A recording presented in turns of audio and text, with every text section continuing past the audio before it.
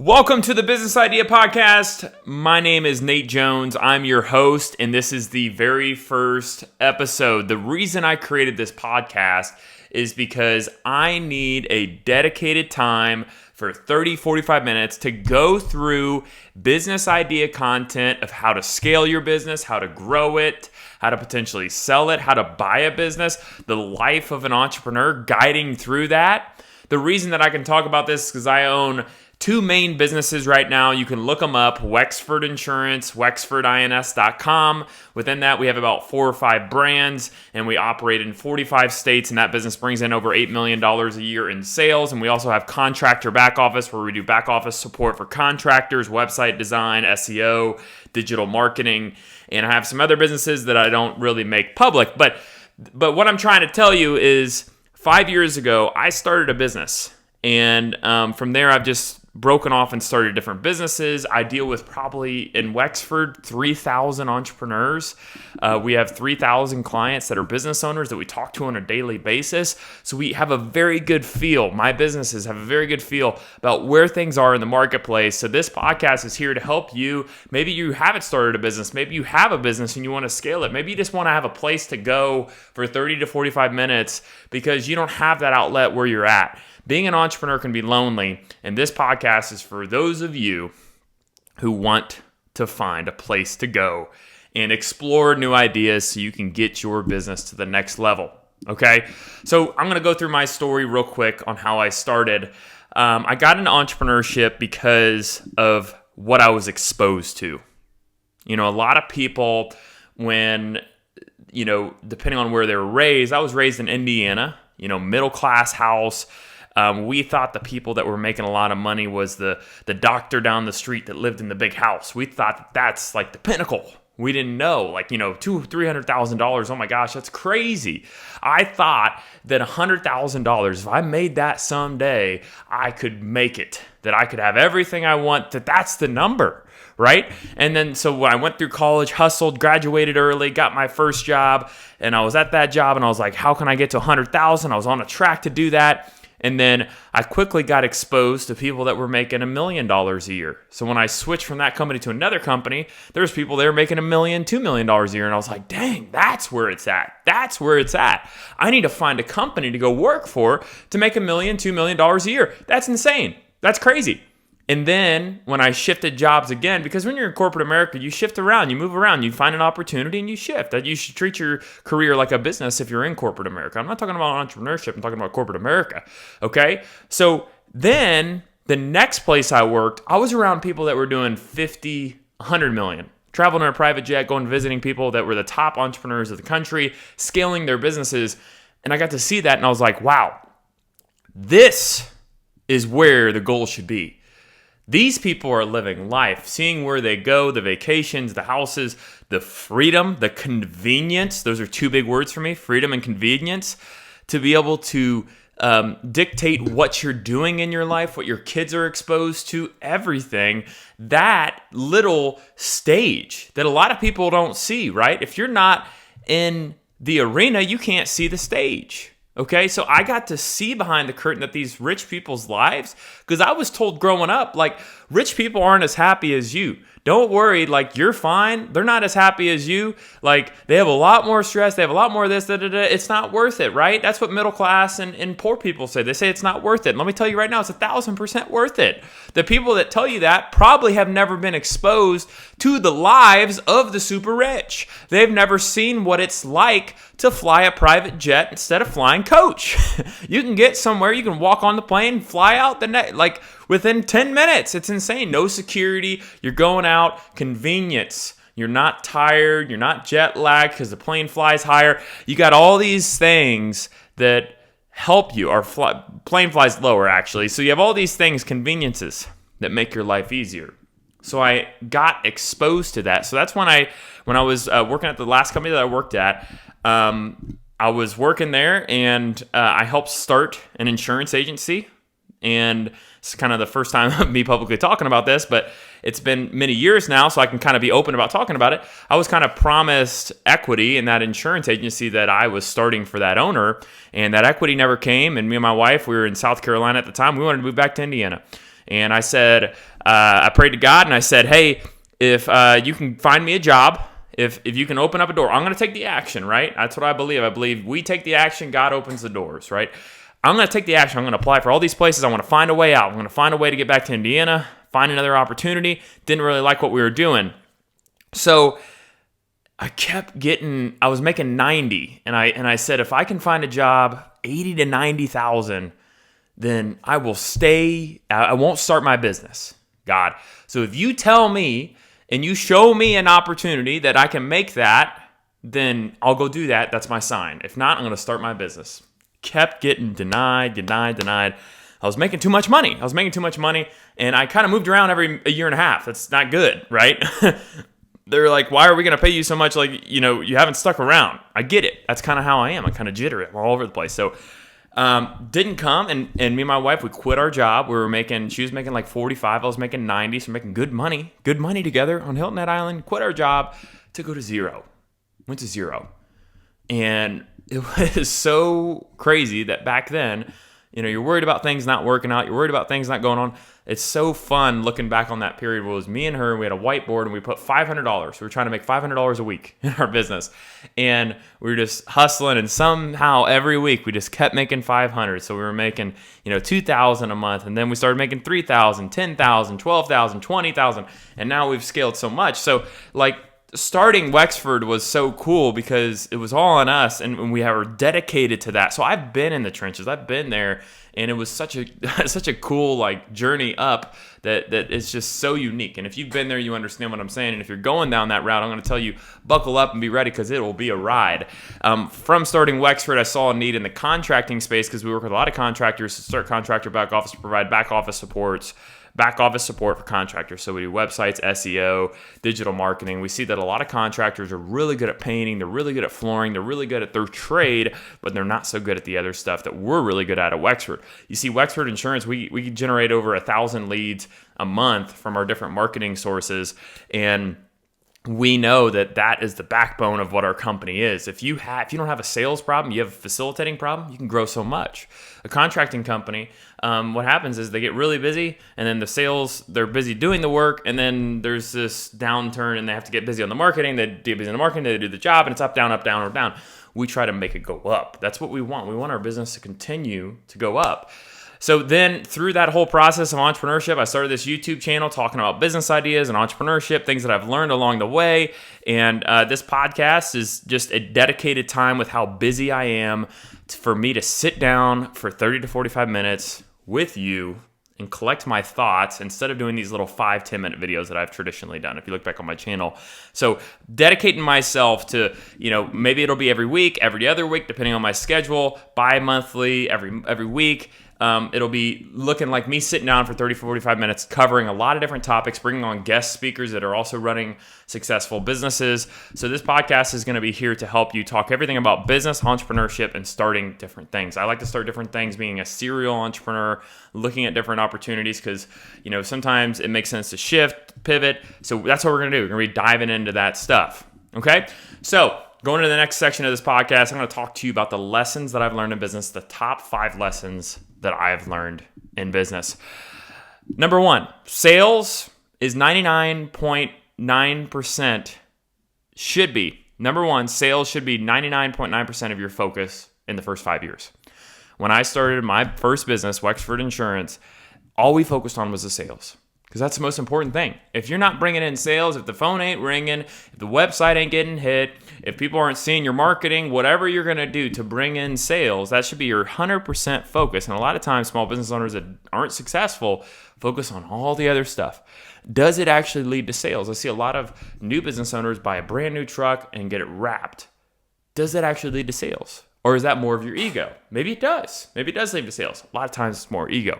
So we got to think, what sales activities can we do and how can we hold ourselves accountable to do those things? A lot of new business owners want to focus on other stuff, the fun things of business. Business is not fun the first 5 years. You are focusing on making sure everybody knows who you are and nobody cares who you are because they're trying to get to know you. So focus on the sales. Number 2, lean into your small business advantage as you scale. At Wexford Insurance, we are very relaxed. We have a hybrid in and out of office schedule. We're very chill. We are a different environment. We're not politically correct. People are able to share what they feel within reason. Don't want to get in trouble, but they're able to share everything that they really feel, and it's a very open environment. They can approach me with anything. The reason that we're so different than corporate America is because we have to be. If I was the same as corporate America, well, I don't have as many bells and whistles. I don't have as many benefits. I don't have the stability of a massive company because I am a small company, right?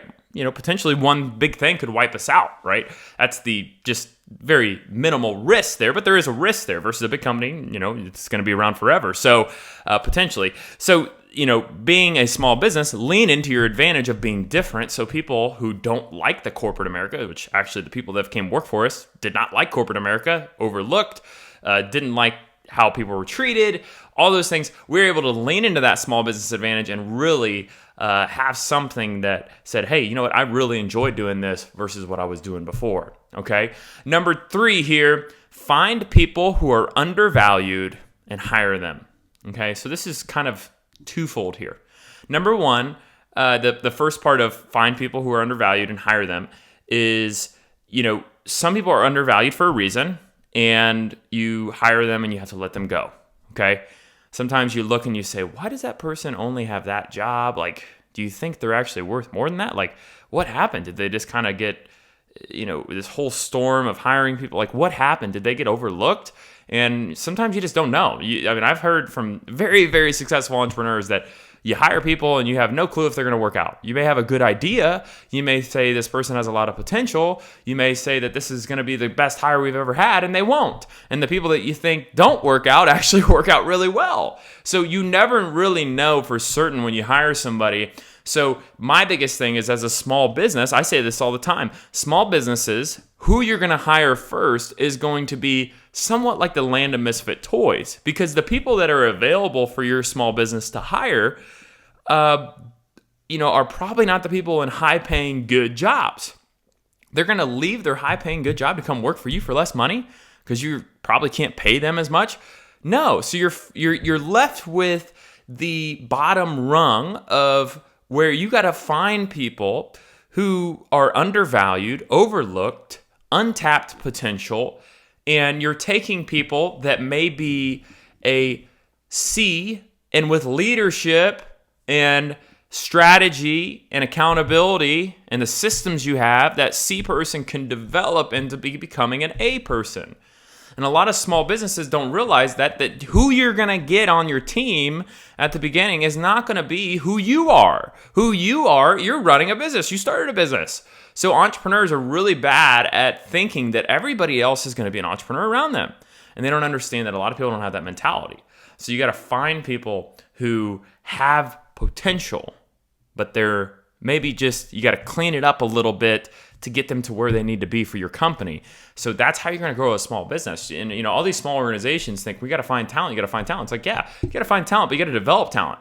It's like, you're in the G League or the minor league, right? You're not getting the best players. The best players are in the MLB, right? You're getting people that you need to develop, grow, and you need to find a way to keep them, right? The MLB, you don't want them called up. You don't want them. So you got to find a way. If you have exceptional people, provide a way for them to make exceptional money and have exceptional freedom at your company. That's what I do. So if we get somebody who's talented and we develop them and they become great, let's make sure that they have a position at our company and that they have ownership in that to continue to grow and expand. Okay. Number 4, don't hire until you're drowning. So this is my thought on it, and a lot of people disagree with me, but from my mindset, I don't want to hire until I feel like it's costing me money, right? A lot of small business owners, a lot of entrepreneurs have one great week and they're like, I'm going to go hire.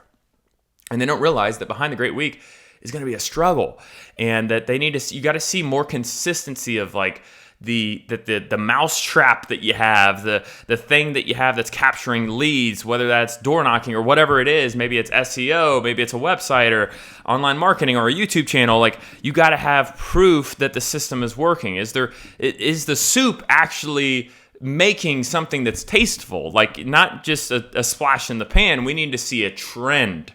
Okay, when we see a trend and that trend cannot be kept up with the owner and the owner's wife, like me and my wife, if that can't be kept up, and then you're getting so much and that trend continues, and then it starts stressing you out, costing you a lot of time and costing you potential money, then you say, okay, I will hire somebody and that person will greatly impact me the next day. The issue is if you don't do that and you hire because you had a great week, the issue is you hire somebody and that person's kind of sitting around and now you're stressed because now you got to pay them. You got to pay them, and you don't have for certain that revenue is going to come in. I've always hired people when my profit and what I make as an owner is almost too much. I'm like, okay, I'm making too much money. We need to reinvest back in because even if we hire somebody at this amount, we're still confident that we're going to save this much. I'm in a recurring revenue business with Wexford Insurance where it's in a business insurance agency where if people renew, we continue to get paid. So there's a lot of recurring revenue there. Those of you who are not in recurring revenue, this is a little bit hard. This takes a little bit more guts and a little bit more, let's see if it's working out. But at the end of the day, let me tell you this. You can always fire somebody. If you hire too quickly and you're starting to see that struggle, don't feel bad. Business is ruthless. Business is war. Business is you, the owner, surviving. So if you got to let somebody go after somebody being with you for 2 months because you thought you'd have the leads coming in, or you thought you'd have the sales coming in, and the sales just aren't coming in, and you've waited as long as you can, and you need to cut somebody, you got to do that. You can't be worried about that. Stop worrying about hiring because you have to fire. Hiring and firing is just part of it. So you got to get used to it. It's so hard. The first person we fired, me and my wife cried. It sucked. And it's funny because we talk to seasoned business owners and they're like, it is, you get used to it, and it's just is what it is. And if you hire the right person, they should actually increase your profit, increase your sales. So if you do it the right way, you shouldn't be worried about that. And if they don't increase your profit, they don't increase your sales, then you need to get them out anyways, even if you have a ton of leads coming in. So, people should be, number one, freeing you up as a business owner, or number two, they should be producing revenue, because you have money eaters and money makers. Money makers make you money. Whatever you pay them, they should be bringing in more than that. Money eaters are supposed to be freeing you up time, or the time of your salespeople, so your money producers can make more money. That's business 101. Okay, so you got to be looking at that and saying, what can we do from that side? Okay, number 5, get advice from gray hair, but also be skeptical of all advice. So I put that second spot in there because I have a lot of mentors in my life. I have calls with a lot of people with gray hair that have sold their business for 80 million, 100 million, always picking their brain, always seeing what's going on. And I get a lot of good advice. But there's some times where I don't get advice that's applicable to what I'm doing. Because someone who ran their business 30 years ago, or 40 years ago, or 10 years ago, even 5 years ago, the world changes so quick. The way the marketplace is now is not the way it was. And what worked for them 40 years ago may not work for you today. So sometimes the advice that you're getting, a lot of people get stressed out. They're like, well, so-and-so told me to do this, so-and-so told me to do this. I'm just looking for the right answer. Let me tell you, you're not going to have the right answer. The right answer is what's right for you. The right answer is what you're going to do to make sure that your business continues to blow up, and that you have to find what's right for you, customized to yourself. Now, I can get hints from people. I've gotten a lot of hints from people. The reason our website does so well at Wexford, because I talked to one guy, and he said, you should lean into this. The average age of your agencies, or of people in my position at Wexford Insurance, is like 60. So that means they're not leaning into digital marketing. And he gave me a little tip, and we've taken that tip, and we've made so much money off of it. So that was great advice. But then we've gotten advice from people that said, one guy told me, he's like, you should give out a hot dog at your office to whoever wants a quote. It's like, that doesn't make sense, right? So it's like sometimes it doesn't make sense to go down some of the advice that you get, but it's good because you never know when you're going to get that one piece of advice that's going to be worth millions of dollars, okay? So always get advice, but make sure that you're looking at it from a skeptical standpoint, but not being disrespectful about that. Okay? So you don't want to be disrespectful while you're doing it and telling them, hey, I don't know if I believe you. You should always be very nice for anybody who's going to sit down with you and give you some of their time. Okay, so moving on to the next section of this podcast, I'm going to talk about the fantasy versus reality. A lot of people fall in love with the word entrepreneur and business ownership and being an entrepreneur. And I'm going to tell you today the common misconceptions about entrepreneurship the instant success, the passive income, rolling up in a Lambo, driving a G-Wagon. Let me tell you the common misconceptions that I see. I have 4 things. Number 1, the 4-day work week. Okay? I don't want to ask for time off. I want to be my own boss. I want to work when I want to work. If I don't feel like it, I don't want to have to work. This is completely false. Until your business is scaled out, we are finally hiring people, building out layers of management at my company to where I can golf on a Friday and it takes me about 2 hours to dig out of my email, and then I'm at a good spot and I still have some other stuff to do. Okay. That's after 5 years and extreme amount of growth. So the first 3 years in my business, I was working 10 to 12-hour days every day. On Sunday and Saturday, before I had a kid, I was working. We were always trying to find a way just to find a little bit of edge, just a little bit edge, and just to find a little tiny opportunity to make more money in your business. So it's a very competitive landscape, and for you to assume that you're going to start a business and then within the first 3 to 4 years that you're going to be able to work a 4-day work week and take time off. Now, my schedule, and a lot of people think that my schedule is very flexible, and sometimes the family takes advantage of that because they say, well, Nate, you work for yourself, you work for your own, like, what do you mean you can't be here at 10?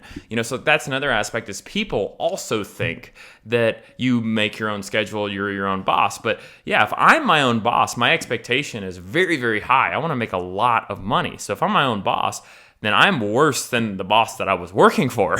So, you're going to be working a lot more. Number 2, instant success takes very long. Social media only shows the wins, okay? The grind of my first 3 to 4 years in business is not pretty. Like, not pretty at all. Just continual grind that people don't see. It's not even good to document. You guys wouldn't want to see it. Rejection after rejection, all that stuff that just makes entrepreneurship hard. That's not exciting. You normally see now in 5 years, the house that I live in, the car that I drive, now you see my success, and people don't realize it's been 4 to 5 years of extreme hard work for us to get to this point. So everybody sees the house, but they don't understand what it looks like to build the house. Everybody sees you at the top of the hill, but they don't understand the scars that you had while you climbed up the hill. Everybody sees the money, but they don't understand the long nights that you had. They don't see the long nights. They don't see the stress, the fights, the emotional, the crying, the blood, the sweat and tears that you put in your business. Nobody sees that, okay? So when you see somebody else out there showing off, having a ton of success, and then you're like, man, I'm just not there yet. Yes, it sucks. I felt that. I felt that when I was growing my business. It's like, man, all these other people are, because they've been doing it for 5 to 10 years. You just started. So be patient. Realize that instant success does not happen overnight. Number 3, in the beginning, you wear every hat, and you have to be good at everything. Okay? You got to be good at HR when you hire people. You got to be good at sales. You got to be good at accounting because you're going to be doing your taxes. Or you're going to be hiring a CPA to look over your taxes. You need to be good at operations, fulfillment, making sure company's doing what you're saying you're going to do, because at the beginning it may just be you and one other person. So you got to be good at everything. And a lot of entrepreneurs don't understand this, that like, I'm good at sales. Like, it's like, well, okay, before you start your business, make sure that you're good at the other stuff, because if not, sales may keep kind of revenue flowing in, but if it goes out the other side of the door because you don't do any fulfillment, you don't do what you say you're going to do, then you're not going to stay in business. And if you're not good at hiring and HR, making sure the proper forms are signed, have an employee handbook, making sure employees are signing that, knowing how to fire somebody, how to give enough warning so they don't come back for an unemployment claim on you because you just fired them on a whim. It's like making sure that you do things that you're supposed to do to stay in business is super important. It's not fun. I don't like a lot of the other stuff that I do on a daily basis, and that's why I'm growing my business so I can hire a great HR manager to take over that, so I can hire a great sales manager to take over the sales. Like, there's a lot of things that I don't want to do that are not necessarily innate to my strong suits. I'm a marketing guy. I don't want to do HR. I don't want to do employee handbook. I have to do that at the beginning. So you have to wear every hat. You have to understand that. So a lot of people, when they're working for someone else, they're really good at sales. And they're like, I'm bringing in 3 million sales in this business. Like, da-da-da. It's like, you're really good at that. Now let's really dive in to see if you were to do everything else, would you just fail? Or, the guy's taking 60% of your money because you make 40% on the sales you make or whatever, but the other 60 that is paid to that person, you understand the stress that they deal with, all the things that they're dealing with. Is that something you want to take on? Understand that, because you have to wear all the hats, and a lot of people don't really understand that. Number 4, entrepreneurship is super lonely. Nobody cares as much as you. Your family doesn't really care. Expect your family to tell you not to start a business, not to care. They likely won't. Friends don't understand. Nobody cares that you're going through this emotional, crazy experience, and the highs and the lows of winning, of making a lot of money, and then 1 month not making money, thinking you're going out of business. Nobody cares, okay? You are doing this for you, not for somebody else. Stop waiting for someone to be at the end of the line clapping for you. No one is going to clap for you. You have to clap for yourself. You have to realize, dang, look where I'm at from where I was before. That is so cool, the progress that I've made. It's you and your family. Hopefully your family. Hopefully your spouse is in on it too. It's me and my wife, Cammie, coming together and realizing, look at what we've built. Our business is like our kid. We're raising it. And it's just so emotional, so cool. And you can't expect other people to understand that, because they won't. Okay, and if they don't understand that, that's okay. You can move on from there. Okay, another thing that I'm going to go through right now is what people won't tell you about starting a business. Okay, I have 6 things of what people won't tell you when starting a business. These are simple things, very simple things. It's number 1, figuring out health insurance. Right, you're probably working for somebody else, and if you quit cold turkey and you start your own, a lot of times you can't get business health insurance until you have 2 employees. We do health insurance, so that's why I know that. Wexford Insurance does, the business that I own, okay? So you might have to go through the marketplace, and guess what? Health insurance is 100% paid by you. And if you go through the marketplace or the state fund or whatever it is in your specific state, that could be a big expense, because sometimes you're at a big company and it's only like $100 a month. So you got to realize that you got to figure out your health insurance. Number 2, how to pay yourself. You got to pay yourself either just as a distribution or as a W-2. And if you pay yourself as a W-2, you got to have enough money coming in, enough profit to come in to pay yourself as an S-Corp. And how to pay yourself and not take so much money out of the business, because you might need money in the business. When to pay yourself to make sure cash flow is working out. It's a balance. It's magic. It's you never know the right answer. And because you're not going to know for 2 or 3 years when you can actually pay yourself. Number 3, how to track your income and expenses for taxes. I always tell people, get QuickBooks. I'm not paid by QuickBooks. QuickBooks does a great job, and all the accountants out there, CPAs, do them. So you need to get with a CPA. You need to understand how to collect that stuff and how to categorize it. That's a lot of stuff to learn. Number 4, how to set up your website, brand, and logo. My other company, Contractor Back Office, we do that for contractors, and they really enjoy it because our cost is very low and it's very easy for them to do it. So if you're a contractor and you want to look into that, go to contractorbackoffice.com. But what I'm trying to say is, you doing that yourself, that takes time and takes, mindset of, what does my logo look like? What do I want my branding to look like? What do I want my marketing to look like? Yeah, you got to think about that before you start a business. You need to have a track and a plan to do that. Number 5, how to build out onboarding a client. I remember me and my wife talking about that. We're like, so the first sale I made, it was like home and auto, super small.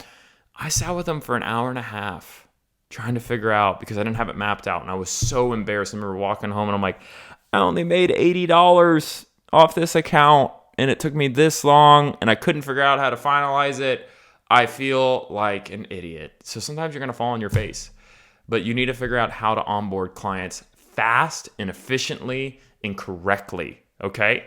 Number 6, knowing the answers to questions that clients will ask. Clients are going to ask you questions, and sometimes you're not going to know the answer, and it's okay to say, I don't know, but let me get back with you.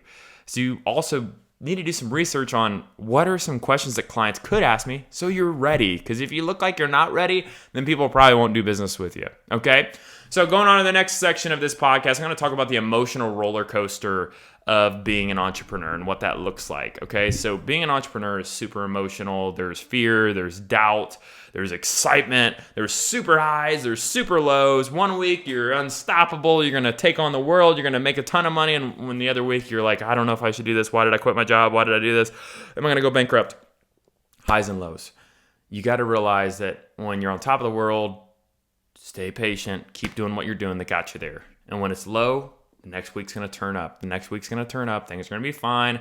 Remember a month ago when things were going great. We have a lot of business owners that call us that they're like, oh, I'm taking on the world. And then I'm going bankrupt. What do I need to do? I need to save costs.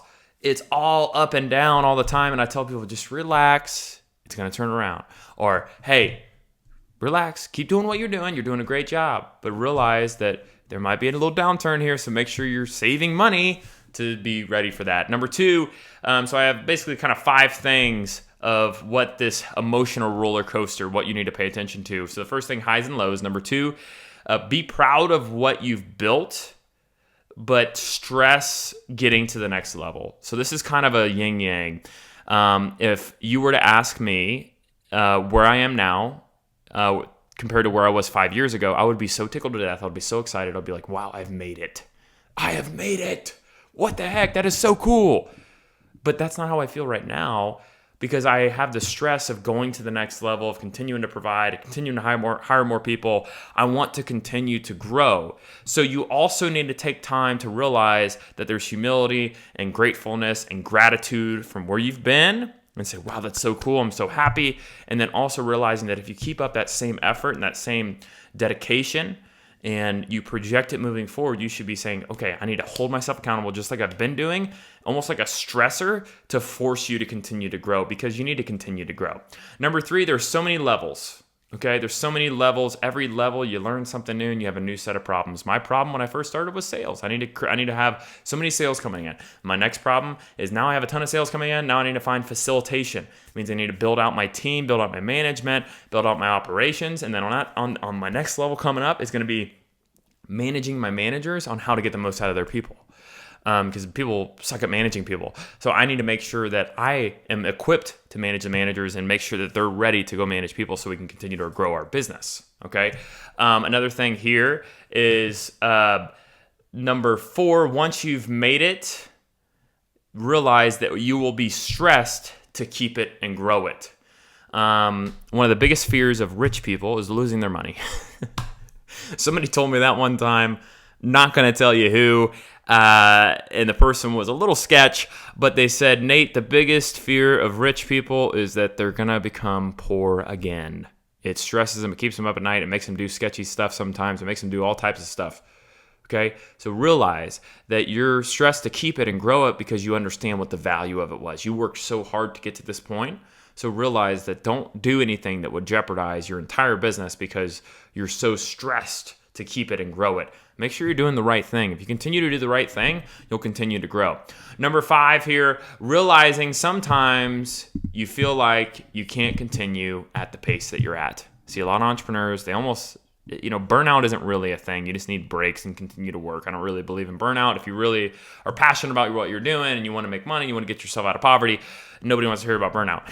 That being said, there is a pace at which you're running at the beginning of your business that you cannot continue to run at to continue to increase your revenue, right? It's called a glass ceiling, okay? I can only do so much being one person, so I need to hire people. Those people that I hire also have a glass ceiling, so we need to continue to hire to continue to raise the glass ceiling for what our company in whole can do. So you need to realize that you can only run so fast, you're not invincible, and you need to make sure you build out your company so you can increase the amount of hours that your company is working a month, not just based on you. So continue to scale, essentially.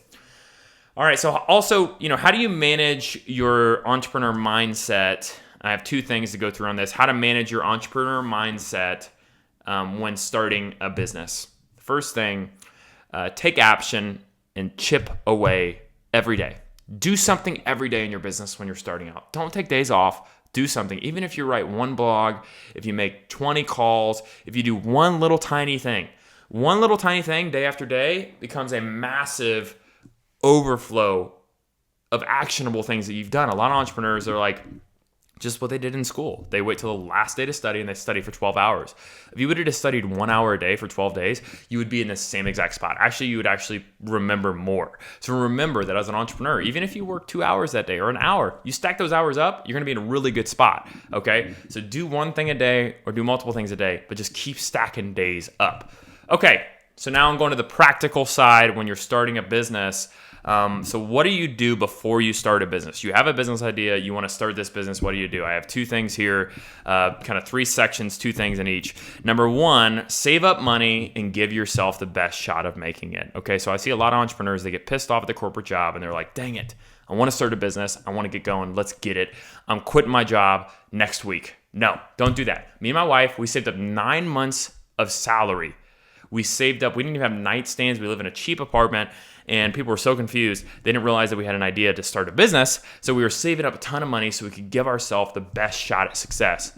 It's not right for you to just quit tomorrow and start a business because you're not giving yourself the best opportunity to be successful. Make sure that you're giving yourself a shot by saving up money. Number 2, while you're working your job, work on your future business as well. So if you can't, obviously don't work while you're working for somebody else. I'm not saying that. I'm saying when you come home at night, you know what I used to do? I would get home around 5:30. I would work out. It'd be 6:30. I would work from 6:30 to 9:30 on my future business, on ideas, mapping out things of what we're going to do, what we're going to do to bring in clients. Here's my first 90 days in my business. I had a whole 90-day map of what I was going to do. I was thinking through everything. I was obsessed about it. If you're obsessed about it and you plan ahead while you're saving money, you're going to be so jittery and ready to go, but you're going to think through everything and you're going to be able to propel yourself forward to get going, okay? So how to validate your idea. A lot of people say, I don't know if my idea is good enough. I don't know if I should start. What should I do? Well, number 1, you're never going to be 100% ready. You're never going to feel like you're ready, but make sure you have thought through all the ways your business won't work. I tell people this all the time. Bankrupt your business, close your business before you start it. Think about all the things that could put you out of business and create strategies around those to improve your chances of being successful. First steps to take, go for it. The alternative is regret. You don't want to get to the end of your life and realize that you never started that business because you thought you were going to fail. Go for it. Number 2, follow the steps and start on the side if you can before you jump all the way in. I did it. I jumped all the way in, but follow the steps that people outline online, that I outline in my book, Your Next Business. It's $5 if you want a copy. I'll put a link in the bio, but follow the steps of starting a business and go for it and be committed and be documented. Okay. So the next episode, I'm going to be diving into specific business ideas, reviewing those business ideas in depth of how I review business ideas, the hot business ideas that are out right now. I have a top 10 list, the hottest business ideas. I'm going to review those. So you can find your next business. So this is the first episode. Like and subscribe and comment below what other topics you want me to cover in the next podcast, and I'll put them on the list so I can cover them. And if you have any questions, I want to do a Q&A at the end of these podcasts. So start asking questions. Comment below and ask questions. As always, if you want to book a call with me, there's a link in the bio, and let's get going. I always end every video with this. Go get you some equity.